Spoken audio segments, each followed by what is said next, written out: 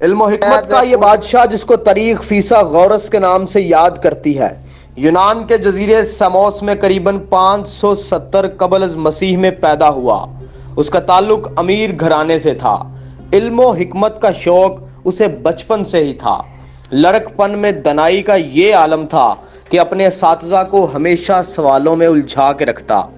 حصول علم کی اس لذت نے فیثاغورس کو سفر میں رکھا۔ انہوں نے تاریخ میں پہلی دفعہ اپنے لیے فلاسفر کا لفظ استعمال کیا، جس کے معنی علم سے محبت کرنے والے کے ہیں۔ ساموس میں فیثاغورس نے ایک اسکول کا آغاز کیا، جہاں پورے یونان سے لوگ حصول علم کے لیے آیا کرتے تھے۔ سیاسی چپکلش اور سیاسی مخالفت کی وجہ سے فیثاغورس کو اس شہر کو خیر آباد کہنا پڑا، جس کے بعد وہ اٹلی کے شہر کروٹون میں رہنے لگے۔ یہاں جلد ہی ان کی شخصیت فلسفے اور ریاضی میں مہارت کی وجہ سے معروف ہو گئی۔ وہاں انہوں نے ایک علم گاہ کی بنیاد رکھی، جہاں لوگ خاص طور پہ اشرافیہ اور اہل علم لوگ حصول علم کے لیے آیا کرتے تھے۔ فیثاغورس پہلا یونانی سائنسدان تھا جس نے زمین کے گول ہونے کا نظریہ پیش کیا اور بتایا کہ چاند گرہن کے دوران جب زمین کا سایہ چاند کے اوپر پڑتا ہے تو اس کا عکس ہمیشہ گول دکھائی دیتا ہے، اور بتایا کہ چاند از خود روشن نہیں ہوتا بلکہ چاند سورج کی روشنی کو منعکس کرتا ہے۔ اس نے سروں کے اتار چڑھاؤ، حسابی تعلق اور تناسب کو فلکیات میں شامل کیا۔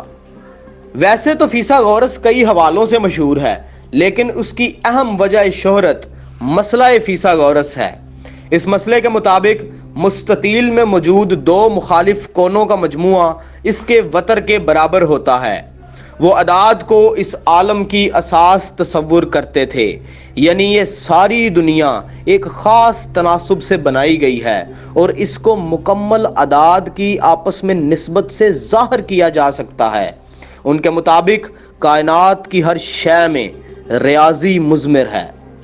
فیثاغورس پہلا شخص تھا جس نے ریاضی کو تجارت کے علاوہ دیگر مقاصد کے لیے بھی استعمال کیا اور اسے ایک قابل تحقیق علم کی صورت دی۔ اس نے اطاعت اور مراقبہ، کھانے میں پرہیز، سادہ لباس اور تجزیہ ذات کی عادت پر زور دیا۔ فیثاغورس تھیرم میں انہوں نے ثابت کیا کہ ایک رائٹ ٹرائی اینگل میں C² = A² + B²، یعنی ہائپوٹینیوس کا مربع ہمیشہ بیس کے مربع اور پرپینڈیکولر کے مربع کے برابر ہوتا ہے۔ یہ تھیرم تعمیراتی تکنیکوں میں نہایت اہمیت کا حامل ہے۔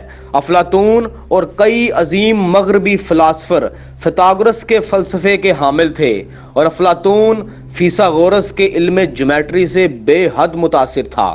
انہوں نے اپنی علم گاہ پہ یہ کنندہ کروایا تھا کہ وہ اس تدریس گاہ میں داخل ہونے کا اہل نہیں جو جیومیٹری کے علم سے ناواقف ہے۔